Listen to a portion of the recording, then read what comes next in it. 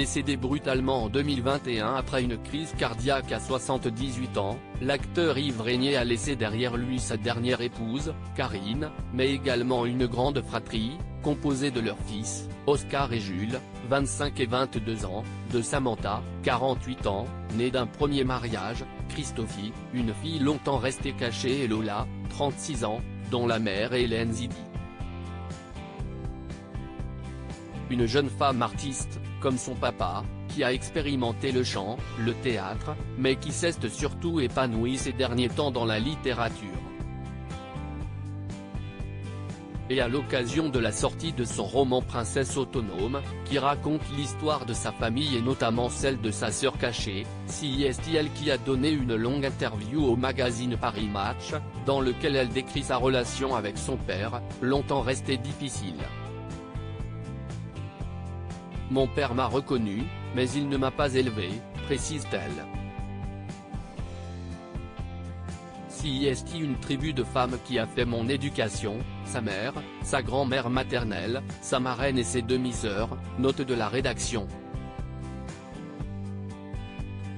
Elles m'ont aimé, choyé, porté à chaque étape de ma vie. Mon père a passé 30 ans à me dire qu'il ne m'avait pas désiré, alors que ma mère m'affirmait le contraire.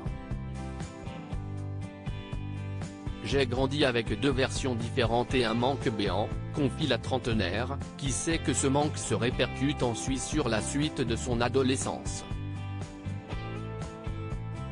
Plutôt que me construire, je passais mon temps à me détruire.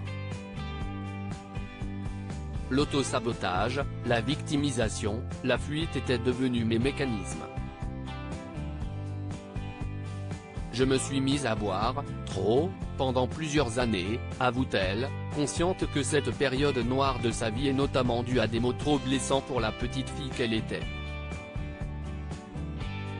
J'ai longtemps pensé que mon père ne m'aimait pas et notamment le fait qu'elle n'ait pas été désirée selon l'interprète du commissaire Moulin, je voulais être une princesse, la fille d'un roi. Ce sont ces contes-là qui m'ont bercé. Seulement mon père n'était pas toujours réputé pour son tact et sa diplomatie. Un enfant fait des raccourcis. J'ai longtemps pensé que mon père ne m'aimait pas.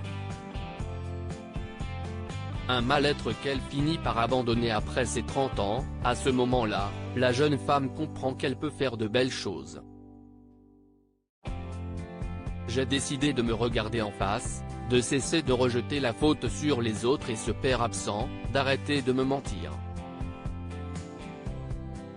Je ne voulais plus survivre, je voulais vivre. J'ai choisi le bonheur. Je voulais me retrouver, me rencontrer, redevenir celle que j'avais été, conclut-elle sur le sujet.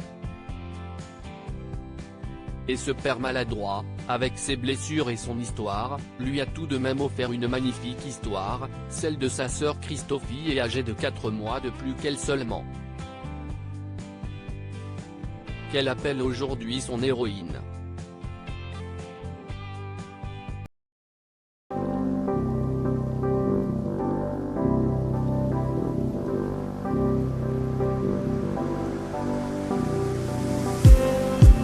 Just need